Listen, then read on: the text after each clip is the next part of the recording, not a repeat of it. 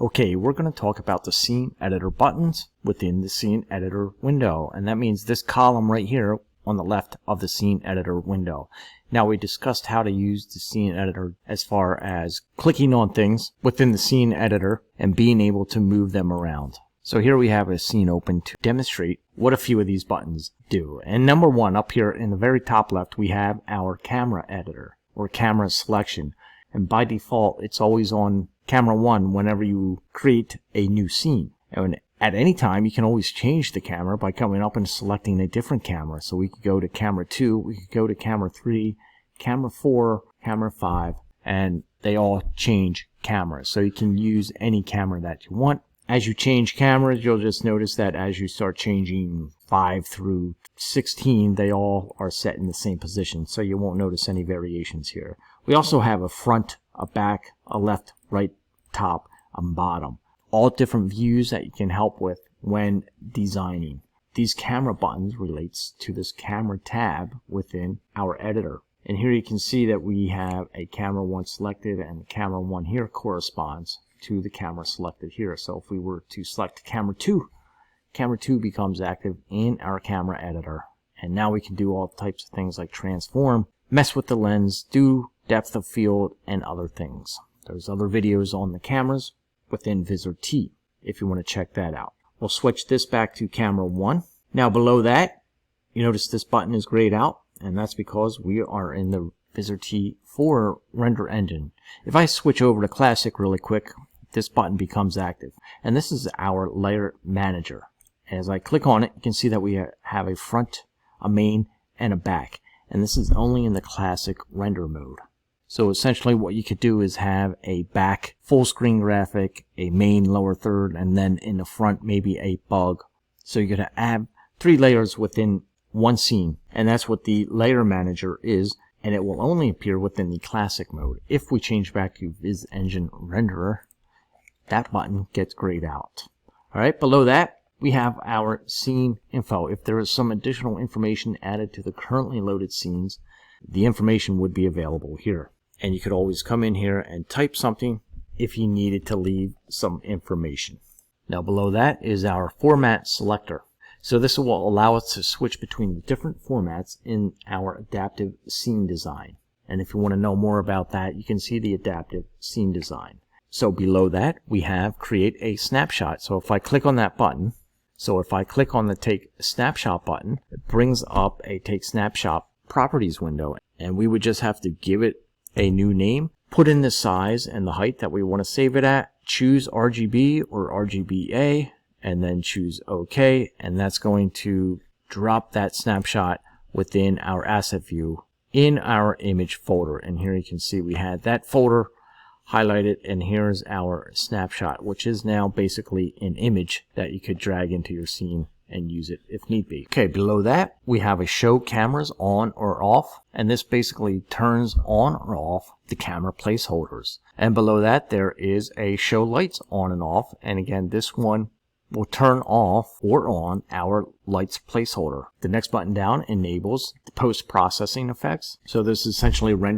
enables the rendering of advanced post-processing effects such as the depth of field and or lens distortion in the scene editor window. Normally, these options would only be rendered on the on-air mode, but with this button on, you can now render those post-processing effects within your preview window right within Vizrt Artist here. Below that, we have a keyed preview on or off. And as we click on that, it shows you what the key preview is going to look like. And we have a scene set up here with a key channel. We'll explain a little bit more about that when we move down. Now below that we have a show normal vertices. So this will essentially show your vertices as purple handles. So notice this one is grayed out, and again when we switch over to the classic mode it becomes active. Below that we have an events button which enables the handling of interactive scripts and plugins. So that means if we were to go into our plugins and look for our script, we have a script plugin here that we could use. In order for that to work within the scene, we would need to have our handle script language plugins events button on. So below that, we have our title area. And notice when we turn the title area, we get basically a little box within our scene editor window for a title area, and then below that there is a safe area. And all of these things can be adjusted or readjusted within the configuration settings to meet your needs. Below that there is a key on or off, and when we click on that one, it shows you what the key signal is. Now in this particular case, if I go into my key settings, I have my key setting to overlay, and I have a key plugin on this cube. So it's showing us now that the key is only applied to the cube because we're on overlay mode and we have this plugin. And this button here is showing us the key signal. If I turn that off, we have the key preview up here, which actually shows what is being keyed out and what it looks like. Okay, below that we have a wireframe on or off. So this will enable a wireframe mode on your objects. One of those things that can be helpful when designing. Below that we have our default lighting, and this is again in the Viz engine renderer only. So it's off by default. We can turn that on, and when we turn that on, you can see that we get lights back here, and this is the default lighting within Vizrt T5 in the Viz render engine mode. If I were to turn that default light off, we could create lights within our own scene or scene tree. So here I can turn a light on within my scene, and then I can make adjustments here. Or you could not create your own lights within your scene and just use the default lighting within Vizrt T5. So below the default lighting is the bounding box. The bounding box reveals what you have selected within the scene tree, and then furthermore it gives you handles here that you can click and drag.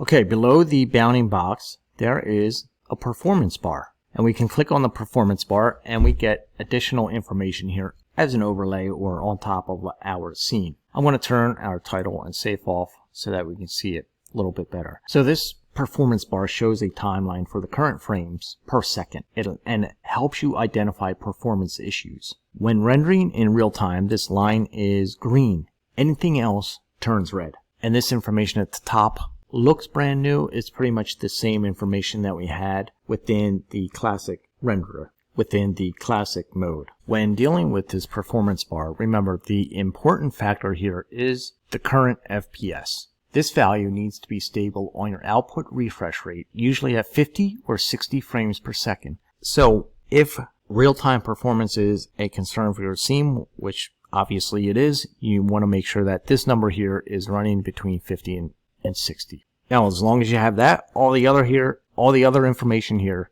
is nice to have. So what does all of it mean? The animation here shows how many microseconds all directors and animation channels take. Matrix transforms each container into the world coordinate space. And then Z-sort and calling refers to all the Z-sort and calling. It sorts all the containers for correct transparency and determines if containers are visible in the current camera view. The video shows how many microseconds video input, like live video media assets, and video output take. Next, the renderer. It shows how many microseconds it takes to render all objects within the scene. So if it's quite slow, then a better graphics card or better computer will probably improve that process. Script shows all the seconds or microseconds consumed for it to run the script within the scene. Then the plugin shows you in microseconds how much time all active plugins spend in their render cycle. And then you see there is a total microseconds at all. Be aware these settings are the same that you'll find within the classic mode. So if we were to switch over to classic mode and close our scene here, we'll be able to see this performance bar. It looks a little bit different. So as we switch over to the classic mode, this is what the performance meter looks like in classic mode. We're going to jump back into our Viz engine renderer. Our last setting here is the grid. As I click on our grid icon here, it brings up a whole other window here. And number one, if we want to turn this grid on, we'll turn it on just to show you what it is. So it brings up a grid within our window here. So let's open up a scene. I'm going to double click a scene and we'll open it up. We'll go into our grid, select on the grid button.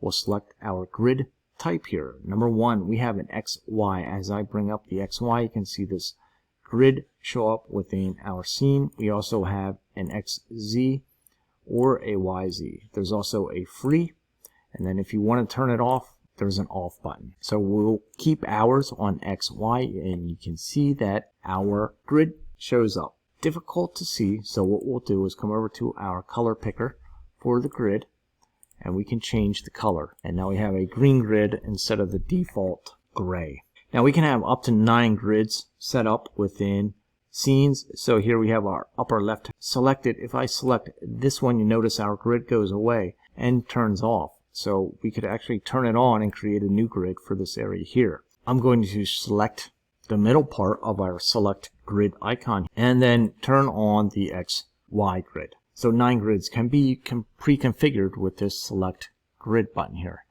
The show hide grid button here turns on or off the grid. The home button here will set the grid back to its default position. So the next is a snap to grid here. We can turn that on. So when we click an object within our scene editor, we can click around, and then this object that we are moving within our scene will snap to that grid. And you can see vaguely kind of when we move it, it is snapping to it.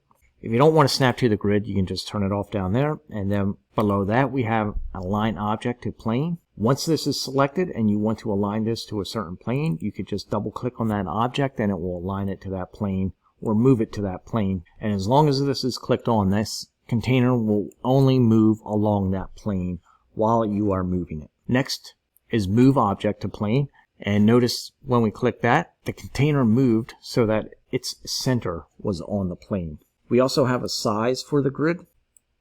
So as I change the color again to our grid and just increase the size here, you can see we can increase or decrease those grid squares in size.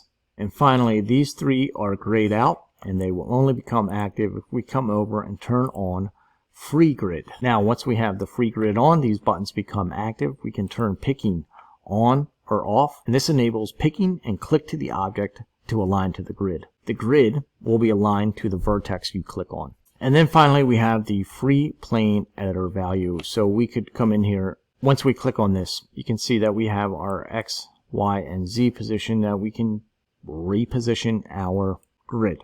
There's also a rotate that we can use here as well. And this is on the free grid setting when you turn it on or off.